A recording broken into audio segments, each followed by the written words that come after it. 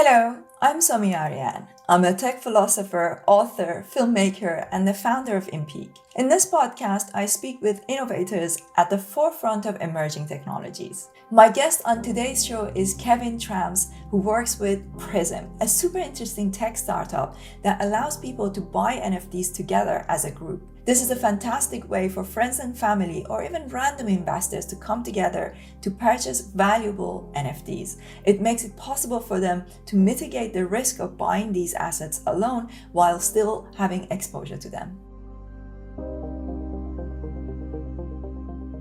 Before we start, I also want to tell you about our sponsor for today's show. Meta Society, founded by Holger Manwiller, is the first project that builds a utility bridge between NFTs and the metaverse and a legacy industry. Every Meta Society NFT gives you up to 200 cans of free craft beer per year. You also get voting rights on the business decisions and access to exclusive brewing classes and beer tastings. The NFT revolution of the beer industry happens now, and you can be part of it.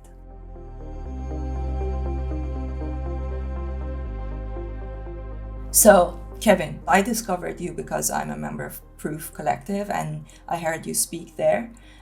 And it really piqued my curiosity and I wanted to learn more about everything that you guys are building. So tell me a little bit about, think the people who don't know anything about it, what is Prysm? And then what do you do over there? Yeah, thanks so much, Somi. So in a nutshell, Prysm is Web3's platform for collective ownership. So essentially what we enable users to do is that they can pool their resources, predominantly obviously money, together into a shared multi-signature wallet, and then can invest into NFTs from that platform directly. And the advantage of that is that obviously in a market where the most popular assets are, blue chip elements such as, Moonbirds and Proof collective passes, Doodles, and all the other type of like blue chips that people kind of chase of can be shared, right? So you can pool money together to afford more expensive NFTs. That's like a very common use case that we see. But something that we like to think about is that NFTs are essentially just like an ownership mechanism, right? So it's essentially just like a better form of digital ownership. And we already see today that NFTs are, moving over to all types of industries like housing, real estate, stock markets. Like every type of like industry is slowly adopting NFTs. So what we are truly trying to build in the long term is that groups can essentially own anything together, right? So we're starting with NFTs today, and NFTs are mostly PFPs right now, but we really see the vision where your basketball team could be owned by fans, right? Or there could be like a hotel that's owned by its own guests, right? So that's kind of like the future that we're building towards at Prysm. This is so exciting. Like what you just said about the basketball team, that would be like properly another level of how this technology can be used. So can you tell me a bit about any legal barriers that currently exist? Let's say, for example, this discussion came up on Proof where people were like looking at this house in, I think it was in Austin, Texas or something. I can't remember, I may be wrong, but it was like somewhere in America where they said, guys, like if everybody from Proof puts just like half an ETH, we will be able to buy this house, and it could become like our holiday house or something like that. Yeah. And I think in theory it sounds great, but what are the legal barriers around that? Like from a legal perspective, if you have ownership by too many people, let's say like 200 people get together and buy something, how does that work from the viewpoint of like a government recognizing that ownership? So I will say straight out the gate that I am not an expert, and please consult any lawyers for like any legal advice with regards to this matter. But as you've mentioned, obviously this comes up a lot, right? And what we typically like to refer to are the SEC guidelines on investment clubs. So investment clubs are generally just like a group of people who like to pool money together to invest together, right?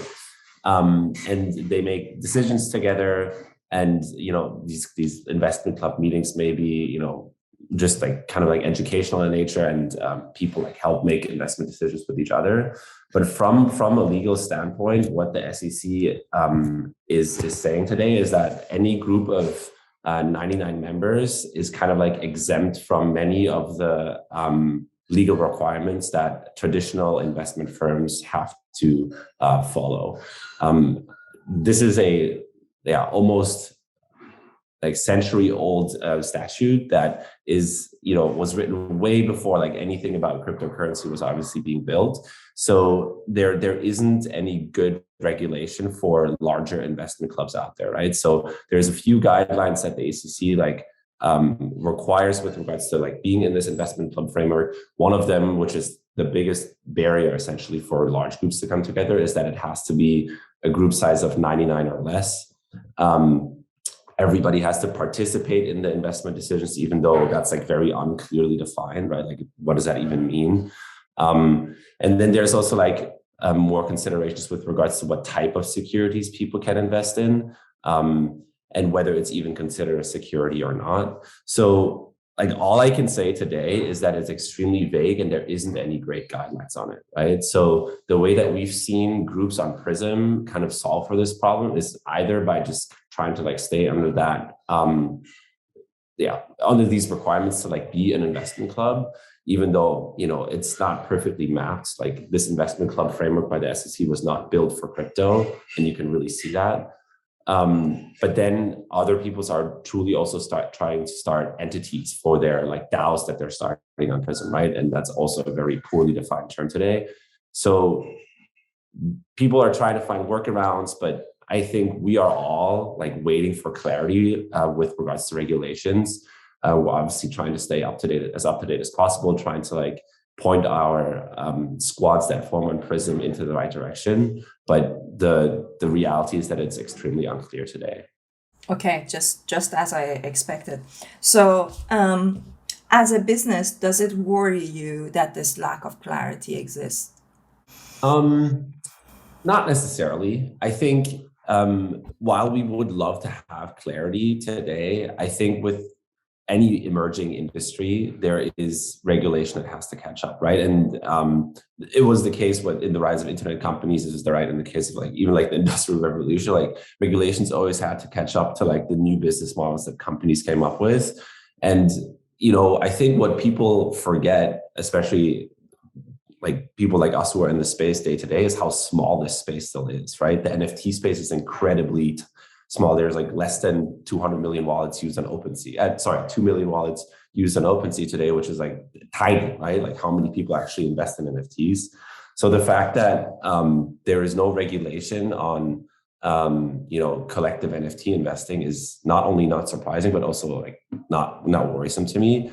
It's just a natural evolution of how regulations and technology kind of like follow each other. Yeah, definitely. The space is so small that we still have to call it the space. Like I was like I was writing a script for a new short kind of content series for YouTube and TikTok and things like that. And as I was writing, I thought I'm going to start with like a glossary of everything to do with the Web3 space, right? So, and the first episode is actually about the space. It's like that we call this the space, every time like we are talking about Web3, like that the fact that it's still so small that we call it the space. Once it becomes, ubiquitous enough, then we don't have to call it the space. Absolutely. I couldn't agree more. I think Web3 is kind of like like right now it's kind of seen as an industry on its own versus it should actually be something that powers all other industries, right? So we should just be talking about financial services, healthcare, real estate, and just Web3 is like the underpinning layer that just like powers. Yeah, it's like internet, right? Like internet is not an industry, right? Like there's another layer of Yeah, you're right. Yeah, it's actually, I love that point. Yeah, it is still a space for sure. Yeah, definitely. So how long have you guys been doing this? Just for context, I work on the product team at Prysm. I joined about a year ago. The company itself has been around for about 2.5 years now. The group investing platform, as you know it today, has only been around for about 7 or 8 months. So Prysm has iterated with a lot of different ideas around social investing in Web3. And I think there was like a real aha moment with the rise of things like Constitution DAO, Flamingo DAO, where really like large groups came together to pool assets together to kind of like shape culture almost, right? And we saw this need, in other communities like Friends with Benefits, Crypto Packaged Goods, Proof. People wanted to come together and pool assets to invest in assets that are meaningful to them, whether that's art or PFPs or any other type of projects, but didn't really have a good way of doing that. And we then actually within Prysm, while we were working on another project, really like on a different product, tried to do this and just couldn't get it done. So we decided like, okay, hey, this is actually like right within our realm. Like we had talked a lot about, what it means to like socially interact while financially investing together. And this felt like a new need that, these groups were really going after. So we kind of started with like smaller friend groups and building platforms for them, and then very quickly scaled to these like collector DAO type of larger community squads that are now investing really like millions of dollars together to buy NFTs. Now, tell me this: when people come together to put their funds together to buy something, is that a DAO? Are they essentially creating a DAO? I think the term DAO today is like very poorly defined, right? I think anything can be a DAO if it has, or anything labels itself as DAO as soon as it has some like more than two people or more and something in Web3, right? Like people call themselves a DAO. At the end of the day, I don't have a super strong take on this. It's not very well informed. If you want to call yourself a DAO, if you've pooled money with 5 people together, that's great, right? But at the end of the day, we are really just like trying to power that financial aspect of like coming together as a team. And whether you want to call yourself a DAO, that's kind of like up to you. I should look this up a little bit more, what that means. Very cool. Okay, so because obviously also DAOs are something that right now we don't have any regulations for. It's not clear, Right. and now people like Senator Loomis and Gillibrand, I think they suggested that DAOs should become companies, essentially, or a new form of company. And if that happens, that kind of defies the whole objective of what people are trying to do with DAOs. So what do they call themselves? Like a Prysm group? Is that what they call themselves? Yeah, we call them squads. So we chose the term squads because at the end of the day, a lot of people do this because they are aligning on a shared objective, right? So it was really cool to see something that I was really excited about, like kind of communities come together to really drive like social missions, right? So whether that's like raising funds for like a specific social cause that you care about, right? Like we've seen communities come together to raise funds for the Roe versus Wade overturning, like that, like raising NFTs and like that cause, raising money for NFTs and that realm was like really interesting to see. That's how we've kind of like seen like groups come together for different use cases on Prysm. Okay, so how many squads do you have right now as we are having this conversation, which is like around end of July? Yeah. So as of end of July, we have about 400 squads live. The term squad, like this metric is kind of like a vanity metric, right? Because on the one hand, we have squads that are 2 or 3 people strong, and that counts as one squad. But then we also have squads with 60, 70, 80 people. So our total number of actual users has crossed more than 5,000 people, which is pretty cool for a product that's been around for like half a year or so. So that's kind of like the number of use cases we've touched today. Very nice. So 5,000 people in general are in it and 400 squads. So like you could say that on average, it's around like 4 or 5 persons, like around that kind of Exactly. thing. Yeah. Yeah. Okay, very cool. And has there been any cases of like people wanting to? It's one of the things that like I really worry about when I think about if I were gonna do something like that with people. And then what if people in the group don't agree, they don't get on, or somebody wants to pull out because they need their money? Like what's the plan around these things? Is there any contingencies? Yeah, so I think this is exactly what we are trying to facilitate at Prysm, right? So we are trying to make group ownership extremely seamless and easy while also still having it built on the safety and trustless elements of Web3, right? So I think there's two elements to your question. One is kind of like, what are the best practices that squads kind of should follow? And then like, what happens just in case, right? So I think at the beginning of a squad, it's very important to kind of like align on a couple of like elements like investment horizon, like what type of assets you want to invest in, how large the squad size should be, like how do you see this squad evolve? Just because if you have some shared alignment on these elements, you are less likely to see a squad fall apart only weeks after its creation, right? So we have like content published on this, like what are kind of like the best practices to follow at the beginning of this, not only the technical setup itself, but kind of like the vision, right? So that people are not surprised when they see different types of investment solutions and if investment proposals come in. And then, but then what happens in the case of somebody wanting to actually leave, which, can happen. And as you essentially form a squad, start a funding round, we essentially help these squads issue equity. And then this equity stake is kind of like their ownership stake in the squad. And we have, payout processes that essentially track how much people are essentially owed in their squad, depending on what they invested in and what the value of the NFTs is today. And then we just help people pay out their fair share in exchange for selling that equity back to the squad. Do people need to be accredited investors? No, not necessarily, not as of today. Again, no legal advice, but this is not a common use case that we see on Prysm today. And what level of know-how do people need to have to even get started with this? How hard is it? Like, what's the barrier of entry from like understanding the basics to be able to even get started with it? Yeah, that's a really good question. And I think the short answer is not that high.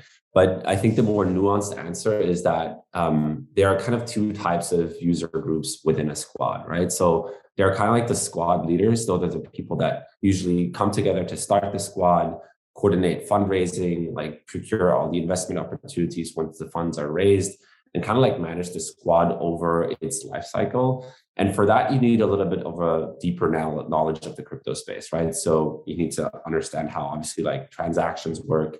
You kind of like need to understand the dynamics of an NFT market landscape, kind of like how to invest, what to invest, because you're essentially procuring the investment opportunities for the squad. But then if you're a participant in a squad, right, you can kind of just like contribute to the squad and almost sit and relax, so to say. Of course, you can contribute by showing other investment ideas if you would like, but we specifically differentiate that between signing members in a squad and non-signing members in the squad, right? So both types of members can hold equity in a squad, but while signing members are really the ones that issue the proposals and vote on things, the non-signing members are really those that provide just capital.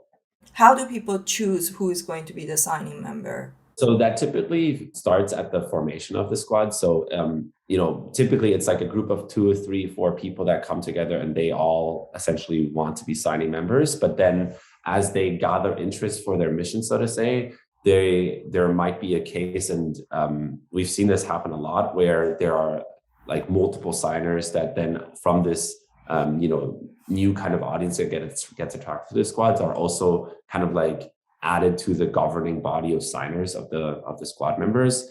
And this happens very informally today, but we're actually thinking about mechanisms of productizing this process as well. So have you had cases of let's say, for example, a group of people come together and buy an asset, but the price of that asset goes up dramatically.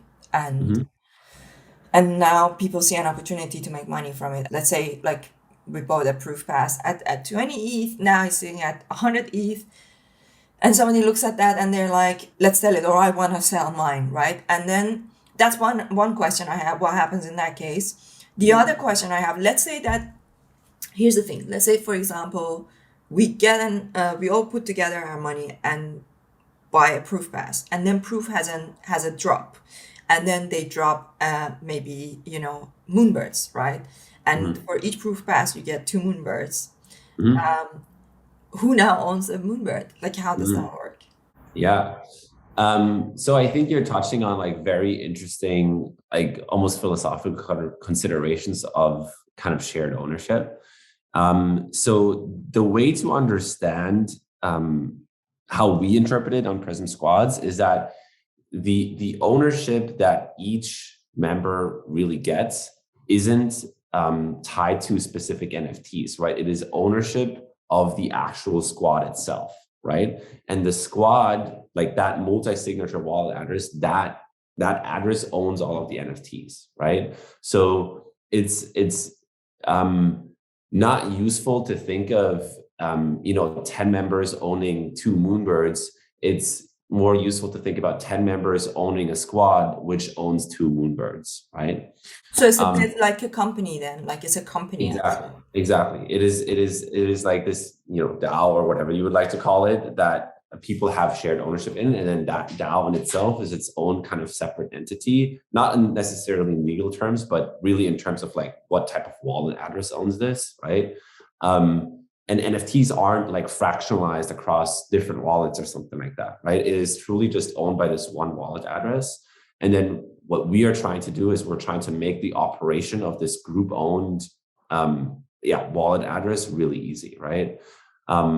So in your case that you kind of like mentioned, where the Moonbird the Proof Collective Pass has increased from 20 ETH to 100 ETH, what happens, right? So, and in that case, because people have ownership in the squad itself, now everybody can kind of like make a proposal to what to do with these NFTs, right? So somebody can put up a proposal, hey, I want to sell this NFT, and then the other members have to sign off on that proposal, right? And then there's agreement or disagreement within this, but essentially everybody that is a signer in the squad has voting rights in the squad, which then facilitates any transaction that would happen downstream with the NFTs that the squad owns.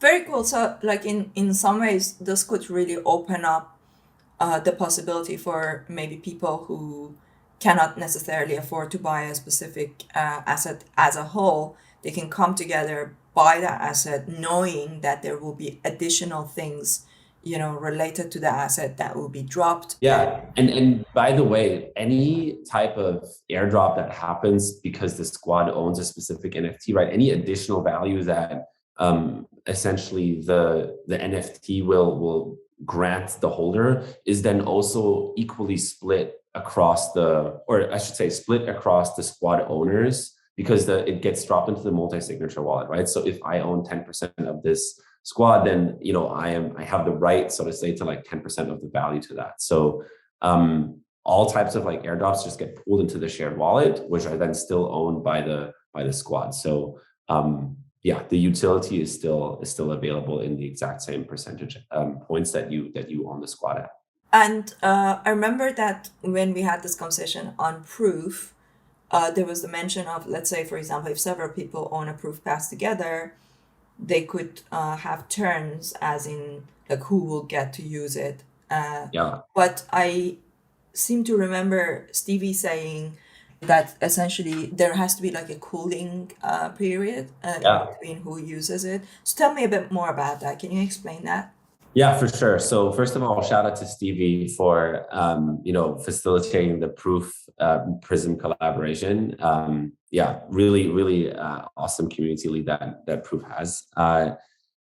To explain more in more detail what this actually means is, I think you have to understand that there are so many different NFT projects with so many different types of utility out there, right? And it becomes really complex if you have shared ownership over utility that is only meant to be for one address, right? So, for example, access to the proof Discord is only granted to one Moonbird holder, right? If you hold the NFT, like you yourself can get access, but if there's a multitude of people or a multi-signature wallet holding an NFT with that grants one person access, like what do you do? So we have essentially built a mechanism where people that own the NFT and the multi-signature wallet, they can allocate that utility of, for example, the Discord access to proof to one of the individual members, right? So in that way, the squad members can still consume the utility, which is the Discord access of the squad, but within the terms that kind of like respects the terms set out by the individual community, right? So there's not like a flood of people now accessing the Discord. It is still just one person per NFT per Moonbird that was issued, right?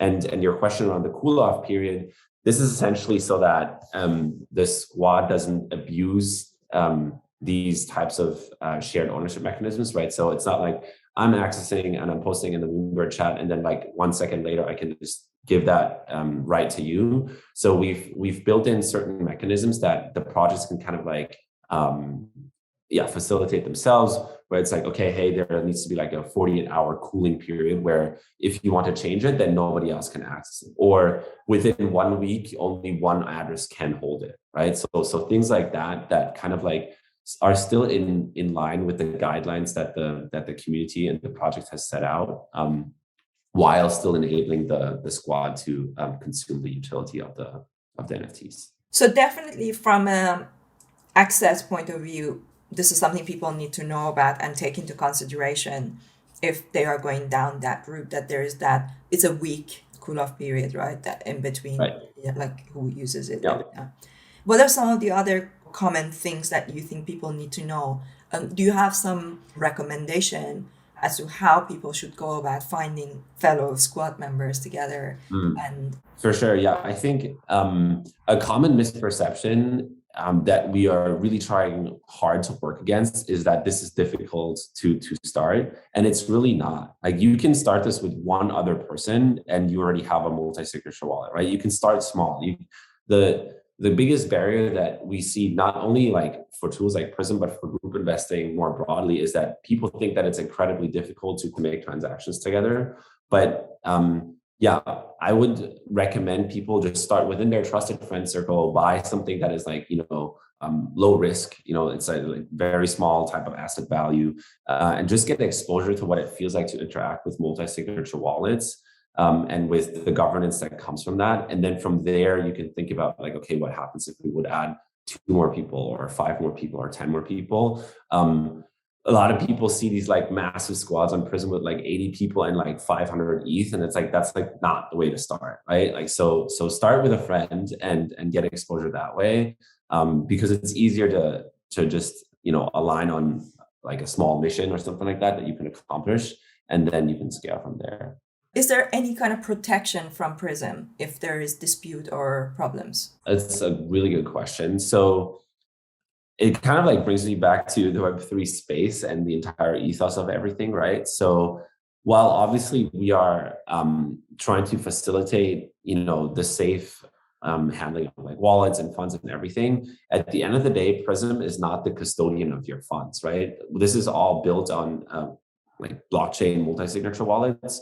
So if there are members that lock themselves out and they haven't taken like security measures to be able to recover their wallets, that's on them, right? So it's kind of like the classic Web3 trade-off where we are facilitating decentralized, like truly decentralized ownership, sacrificing these like advantages of centralization where you can recover your wallets, recover your funds in the case of a user error, right? So to answer your question, I don't think we're actually like involved at all in the facilitation of protection of funds or anything. And we made that decision specifically because we want to like follow the like true Web3 ethos of decentralized ownership. So, what's your business model? How do you? I know that you have an NFT. So, what does that NFT do, and how will you monetize? So backing up a little bit, we are a venture capital backed startup. So at the beginning of our like journey when we set out to build a product, we were not focused on profitability at all. We are just trying to build a product that like gains traction and then figuring out how we can monetize that later. I think it's like a pretty common element to be experimenting around, especially like at the stage that we are at right now. To then find something that truly has like signals of product market fit. And we're not there yet by any means, but I think like within the next few quarters, we are going to think more specifically about revenue models and monetization, right? Nice. So I think there are many elements today on Prysm that are like truly value adding to squad creators and squad members. But what's important for us is that we align our like monetization strategy with the value add of our users, right? So as you mentioned today, like Prysm is entirely free, like our business model isn't clear. And the NFT that we issue is truly just to grant access to the platform. The only reason why we limit access to the platform today is because we take pride in giving every single squad really like white glove customer support, and we can't do that with tens of thousands of squads online today. So we kind of like slowly but surely like roll out the product to multiple communities, most recently Proof, to like increase our user base a little bit more in a throttled way as we continue to develop the product and our business model. The business models that we do see as viable, one element which I personally am not the biggest fan of, but it's like the classic subscription model that you kind of like know from like Web2 products. A more Web3 element could be that we, for example, take a small stake of like every funding round that you raise on Prysm, right? So every time we help facilitate you raise funds, we might take like a small fee for that, depending on how many funds you actually were able to gather. So we're currently actually testing out different things with some of our users, trying to understand what their like willingness to pay is, and then figuring out different business models down the road. There might be specific type of features that we build that have like kind of like a premium fee attached to it.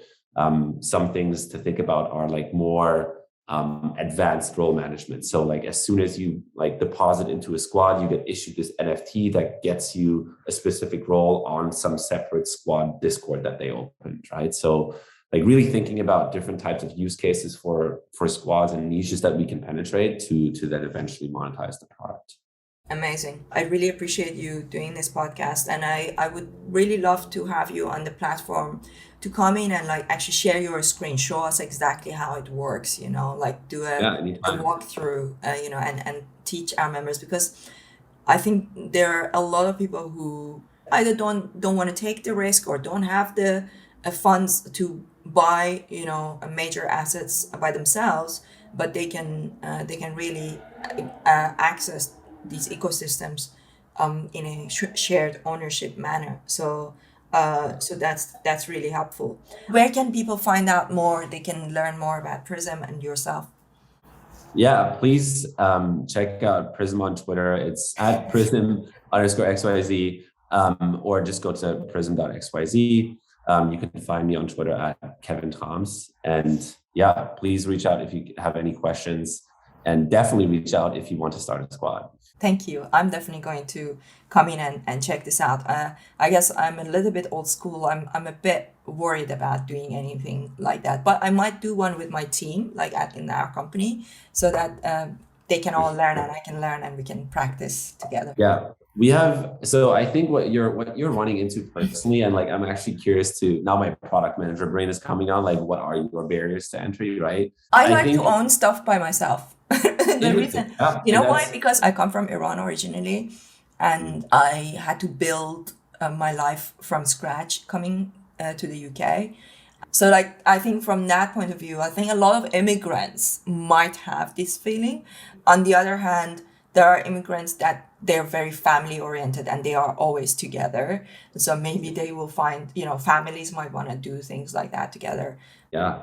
The immigrant story certainly resonates with me. My mom is from the Philippines, moved to the US, but then moved to Germany where I was born, and then moved around a bunch in Europe, and then moved to the US again like 5 years ago, and then got into the space. It's very interesting that you're describing this dynamic of different cultures having different associations with shared ownership as a concept. Yeah, I guess it would be very, very interesting to find out what type of people don't like shared ownership. At the end of the day, like there are many, many reasons for why people might not want to even engage in shared ownership, whether that's cultural or personal background, like just personal preference. But at the end of the day, there are also a very limited amount of tools out there, not only in Web3, that facilitate shared ownership, right? Yeah, So it's definitely. incredibly difficult to own a house together. Like you just cannot do that, really, right? So I'm like actually very curious to hear about the example that you mentioned earlier with proof members trying to like come together to buy real estate, right? Because there are very infrequent like success stories of shared ownership, right? Yeah. So that is actually something that we're trying to not only solve in Web3, but solve as a whole for the world, right? Because we think that Web3 is actually the missing piece to shared ownership, right? Like you cannot like the fact that a basketball team can be like an NFT collection where you distribute ownership that way, and then in that way it can actually truly be shared and coordinated. That is So interesting. Like a basketball team, definitely, like, you know, something like that. I would totally like be up for something like that, you know, to have an NFT that gives you shared ownership. I'm pretty sure there's going to be legal issues around that because I bet like they will say it's a security, etc. You know, like I'm not sure if you have actually seen examples of that. I guess one scenario where I would be up for a shared ownership is something like a holiday house. Say like a group of friends, we are all living in London, and if we could put together, you know, like 6 or 7 of us, you know, the money to buy a holiday house in south of France. Then we would have rotate, you know, like who will get to use it in different times of the year. You know, things like that. I definitely see a value in that because I wouldn't necessarily want to buy a flat in south of France that I'm not going to go there all the time, but I would like to have access to that, and I want it to be looked after, you know, so we would all look after together. Something like that, I can see the value of that. I can see even like maybe even with like vehicles, you know, like cars and things like that could be really quite interesting. But like I wouldn't want to share my moonbird, you know, like, and that's fair. especially with the NFTs, there are things that become part of your personality.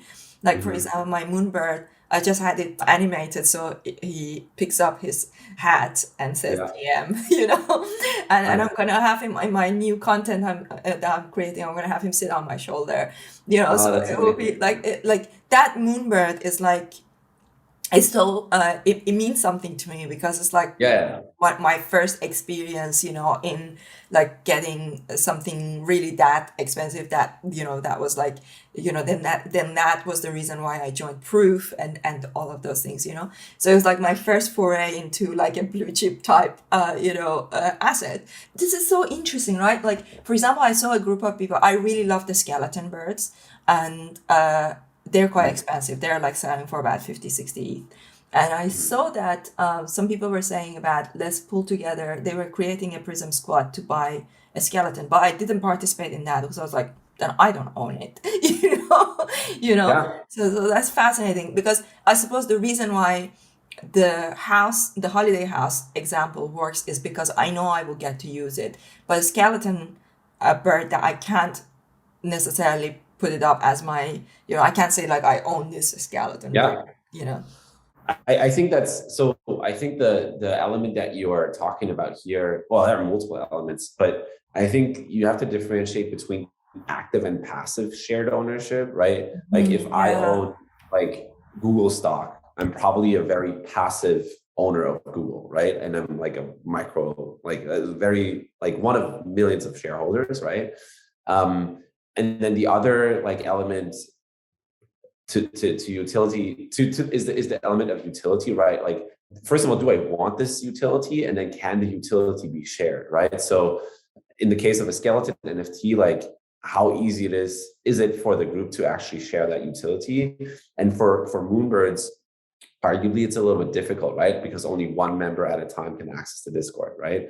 But for example, for that holiday house or a car amongst your family members, right? Like that's really easy utility to own, right? And again, like I cannot overstate how important it is that NFTs are just seen as this ownership license, right? That then like allows companies like Prysm to build on top of to facilitate the shared ownership of these ownership licenses, and then distribute the utilities amongst the holders. So that's what we're really excited about. That's what we're like building for in the future. But to be clear, right now we don't yet have that ability, do we? Like at the moment, with, let's say, for example, with the Prysm NFTs or Prysm squads, can they actually buy a house or not? So it depends on whether the ownership license is an NFT, right? Like, okay. Because we are an NFT investing platform, and our big bet is that NFTs are going to become the predominant form of ownership, right? So as long as the house is an NFT, yes, you can own the NFT together in a shared way, right? Or again, rather, I should say the squad can own the NFT, and then you own a share in the squad. And then with regards to the actual ownership of the house, any dividends or any rent that comes in that gets like attached to the value of the NFT, all that is easily shared. But if you say, for example, hey, I want to live in that house for a while, then you could think about different mechanisms that Prysms could build to like essentially distribute the NFT ownership, or like the temporary ownership allocated to one of the addresses that are holders of this, right? So do you see a scenario in the future where every item has the option of being an NFT or having like a normal, quote unquote, like paper slip that you get from your broker? Yeah, so, because like I just wondered, like, are there houses right now that are NFTs? I actually don't know. I think there's like a few experiments going on. I've read about a couple, but there's definitely no like entire market that is available to like be purchased in NFTs. And if anybody's listening to this and it's already the case, please let me know, because that's something that we're definitely going to be building for. So we actually had a session on our platform, which was about the metaverse and the future of real estate, or metaverse NFTs. It was one of the most favorite. It was like really well attended. So we have a big mailing list and audience of people who are in that space. There are a number of companies that are very, very interested in this space. Very big real estate companies who want to better understand this. So I guess we need those people to really dig into this, and then Prysm is interested in exploring that as well, right? Absolutely. I think specifically for real estate, the case for shared ownership is a really interesting one, because these are, again, like large ticket items, right? Like houses sell for millions of dollars today in any of the coastal areas of the US. So it'll be some type of like ETH equivalent that is going to be very difficult to acquire on your own, right? But if you wanted to share the risk, share the investment costs, like shared ownership is the way. There's another like really interesting use case, which we haven't talked about yet, and that's the use case of gaming. So there are many like in-game guilds and teams that are forming to play, multiplayer games against other teams together, and they are actually like a very, shared ownership native audience, right? Because they are very used to like buying digital assets and then like distributing those to their team, right? So you can think of like any type of like multiplayer game, and where you can like level up to acquire specific swords for your individual characters, or like any type of like hats, or like any type of like digital ownership piece, where you can then distribute it amongst your team members. And the interesting thing to keep in mind here is that obviously the front end itself is the game, right? So how would Prysm even work in that case? And because we're building essentially like this protocol of shared ownership that our own front end then utilizes, you could essentially just decouple the elements of like fundraising and, distributing the utility to individual teams into any type of shared ownership use case. And particularly gaming is really interesting because you see people like invest already like massive amounts of capital and share different digital items together amongst their team members. So that is like something that with regards to like your audience, right? Like if there are any people there that are trying to like facilitate this and make this easier for their teams that they already have on the platform to share assets together, buy and share assets together, that's a really interesting element that we're also thinking about. I know that quite a lot of people on our platform have asked us to put on more sessions around gaming. They really want to learn more about it. We haven't done as much yet. It's one of the areas that I'm looking at, finding the right kind of people. It's been actually surprisingly hard to get people who are in the gaming industry to come in and talk because Interesting. yeah, because I think they are mainly interested in just getting more people to play their games. They are not used to the concept of let's do a thought leadership session on gaming. You know what I mean? Like it's not a thing in the gaming industry. So I need to look into like finding the right kind of people. Let me know in case you find anyone. Yeah, definitely. Thank you so much for your time. I really appreciate it. I will continue to have conversations with you over email, and we will have you on the platform, all that stuff. Of course.